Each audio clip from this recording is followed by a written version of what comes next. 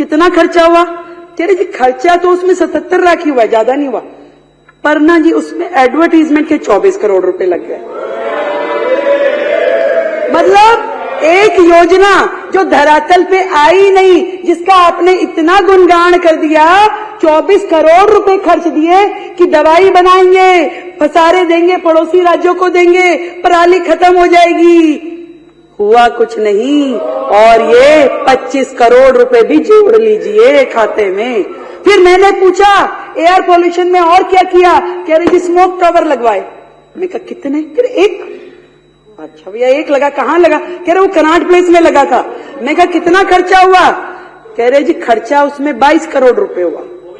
ठीक है, अरे सुनिए ना, हम भी तो कुछ बोल रहे हैं। तो 22 करोड़ रुपए हुआ।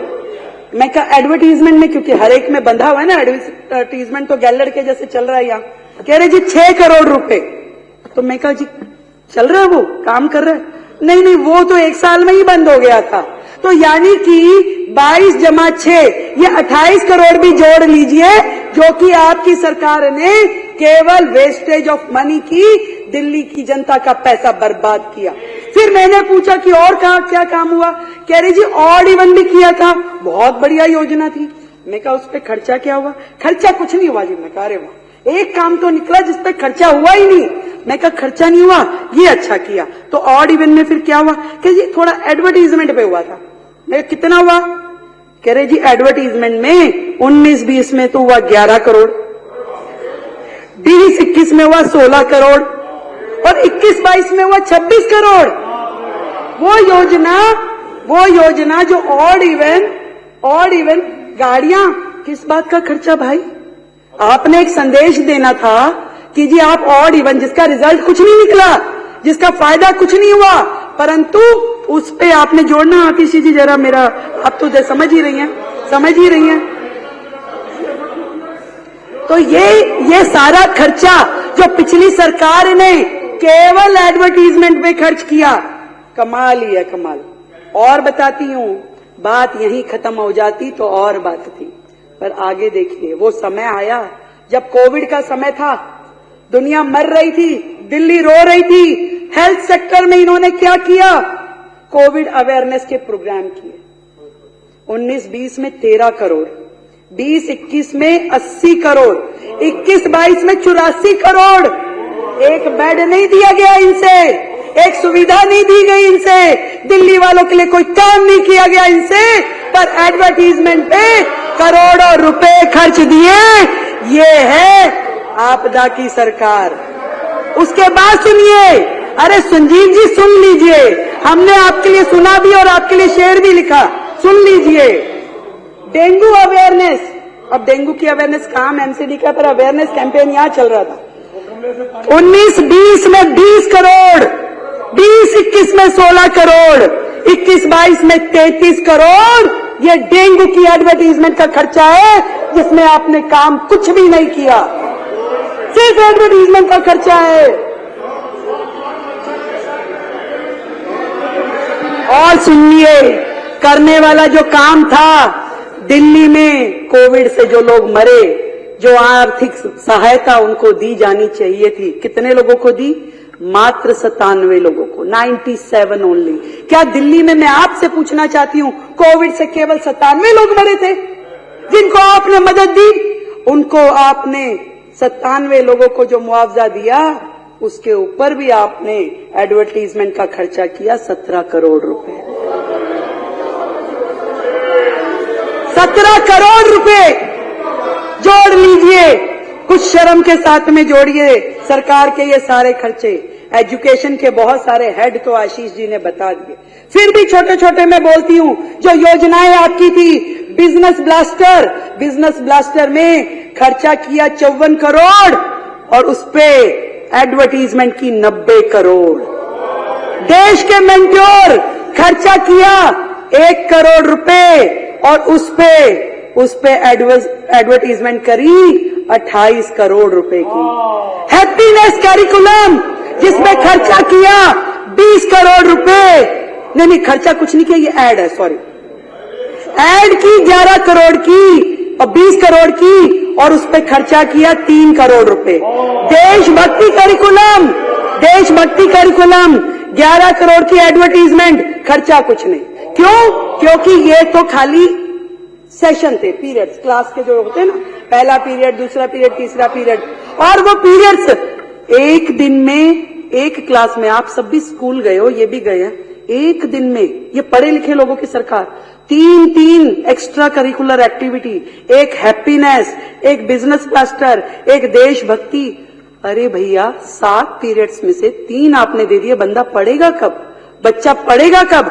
पढ़ेगा नहीं तो फेल ही होगा। जिन 1.5 लाख बच्चों को आपने बाहर किया, तो आपने ना केवल फंड की चोरी की, आपने दिल्ली की जनता की ये समय की चोरी भी की, उनकी पढ़ाई की भी चोरी करी, भविष्य के बच्चों के भविष्य की भी चोरी करी।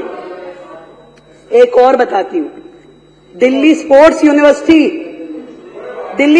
यूनिवर्सिटी खर्चा किया 7 करोड़ रुपए एडवर्टीजमेंट पे, और है कहां है भाई? कहां है दिल्ली स्पोर्ट्स यूनिवर्सिटी? आज तक केवल कागजों में है, वो कहीं नहीं है दिल्ली स्पोर्ट्स यूनिवर्सिटी। ये हाल है सरकार का। एक थी Delhi skill and entrepreneur university, 25 crore रुपए एडवर्टीजमेंट का खर्चा, कहां है? कागजों में, कहीं नहीं पहुंची, एक कदम भी नहीं बढ़ी योजना। 25 करोड़ रुपए और 36 डिग्री एडवर्टीजमेंट, कहां? सोशल मीडिया पे भी करेंगे, अखबारों में भी करेंगे, वो भी देश भर में करेंगे, और उसके बाद में चैनल्स पे भी होगा, उसके बाद में हर जगह योजना, गुणगान, स्वयं स्तुति, खुद ही अपना पूरा गुणगान करते रहते थे। क्लासरूम की कहानी आपने बताई दी, पर क्लासरूम जितने बने, पहले कमरा बना 15 लाख रुपए में, फिर वो हो गया 25 लाख में, फिर हो गया 45 लाख रुपए में। एक कमरा 45 लाख का, वो देख के आने भाई, वो कमरे देख के आने जो 45 लाख में बने। मुझे लगता है कि हमारी सरकार 2000 कमरे, 7000 कमरे जहां जहां भी बनाएगी, वो तो 45 लाख रुपए में तो बहुत सारे कमरे बन जाएंगे। वहां से भी पैसा बचेगा, उसको भी जोड़ लीजिए, उसको भी नोट कर लीजिए सर। बात हो रही थी पैसा बहुत आ जाएगा, चिंता ना करिए, ये डबल इंजन की सरकार है, आपको चिंता करने की आवश्यकता नहीं है कि पैसा कहां से आएगा।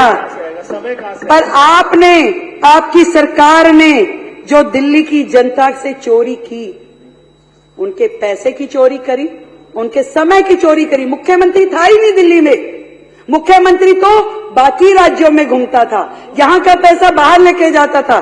तो दिल्ली की समय की चोरी। मैडम कह रही थी मुख्यमंत्री जी कहां हैं, जवाब दो जवाब दो। अरे भाई काम भी है, मेरे पास 10 मंत्रालय हैं, आपके मुख्यमंत्री के पास तो एक भी नहीं था, उसको काम ही किया था, उसके पास तो काम ही किया था। मेरे पास 10 मंत्रालय है, मुझे जाना होता है, मुझे काम करना होता है। मैं आपके प्रश्न के जवाब मेरे मंत्री दे रहे हैं, लिखित में आ रहे हैं। आपको जवाब चाहिए कि मुख्यमंत्री चाहिए? और सुनिए, और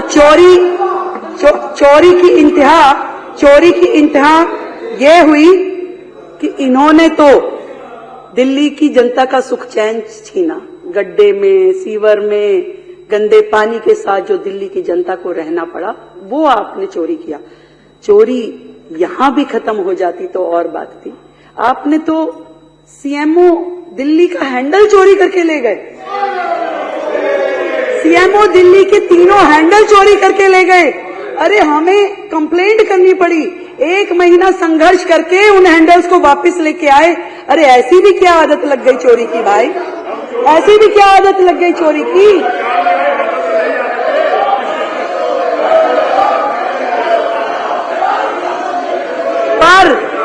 पर मैं बताती हूं,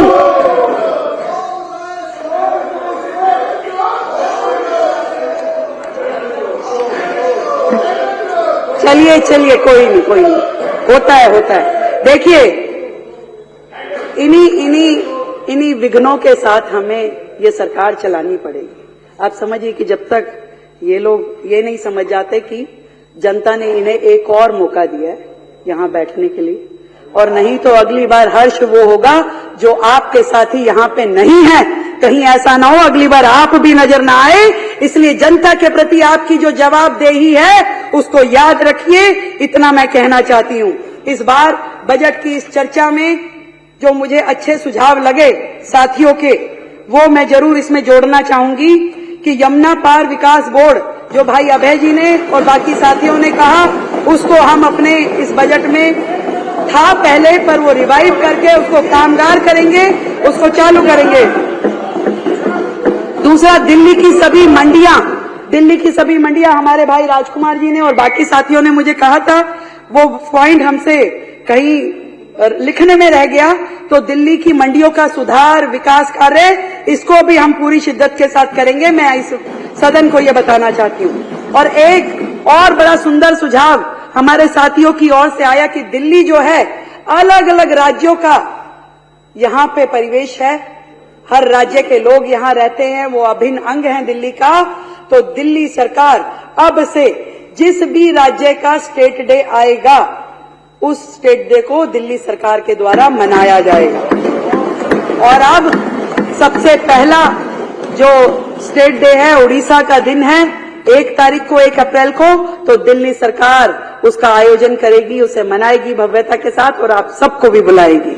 मैं इस सदन के आगे इस बजट पे जो आप सबने चर्चा करी और जो बाकी बातें अलग अलग साथियों ने कही, मुझे लगता है कि उनको एक बार और बजट दोबारा से पढ़ लेना चाहिए कि कम है, ज्यादा है, हर चीज में ज्यादा है, हमने कहीं नहीं घटाया। 1 लाख करोड़ का बजट है भाई, तो उसको हमने हर हेड में दिया है, खूब दिया है, और भी देंगे, जितना चाहिए उतना देंगे। आप भी अपने क्षेत्र में काम करने जाइए, आपको फंड की कमी नहीं होने देंगे, ये मेरा आपसे वादा है। इतना ही कह सकती हूं आज इस सदन के आखिरी में कि वसुधा का नेता कौन हुआ, वसुधा का नेता कौन हुआ, भूखंड का विजेता कौन हुआ, अतुलित यश क्रेता कौन हुआ, नवधर्म प्रेरणाता कौन हुआ। फिर से बोलती हूँ, वसुधा का नेता कौन हुआ, भूखंड विजेता कौन हुआ, अतुलित यश क्रेता कौन हुआ, नवधर्म प्रेरणाता कौन हुआ, जिसने ना कभी आराम किया, विघटनों में रह के काम किया। तो काम करेंगे, हमें पता है कि विघटनकारी शक्तियां हमारे साथ साथ पीछे पीछे चलती रहेंगी, फिर लाएंगी पोस्टर, 2500 कब दोगे, देंगे, पक्का देंगे, हमारा वादा है, दिल्ली की जनता से देंगे। पर हमें ये मालूम है कि आपकी तरह हम योजनाएं शुरू करके बंद करने वाले नहीं है। ये हर महीने की देनदारी है, इसको पूरे योजनाबद्ध तरीके से देंगे ताकि किसी बहन के साथ अन्याय ना हो, पूरी तरीके से देंगे। आपकी तरह योजनाएं चालू करके बंद करने वाले हम नहीं हैं। हेड में पैसे रख करके जीरो खर्चा करने वाले हम नहीं हैं। हम दिल्ली की जनता के साथ न्याय करेंगे और उनके लिए सारे काम करेंगे। आप तो बस केवल देखते जाइए और मिल करके यदि कर सके तो साथ में चलिए और साथ में चल के दिल्ली की जनता के साथ में हम लोग आगे बढ़े। मैं इस बजट को आगे ले जाते हुए जो अध्यक्ष जी इस बजट के सारी चीजें मुझे लगता है कि मैंने पूरी कर ली है। जो सुझाव मेरे पास आए थे इसमें कोई मुझसे छूटा नहीं है और छूट भी जाएगा मान लीजिए, तो आप चिंता ना करें। ये सरकार आपके विचार के साथ में खुली है, आपके सुझाव आएंगे और अच्छे सुझावों के साथ में दिल्ली को आगे बढ़ाने का काम हमारी सरकार करेगी। भारत माता की।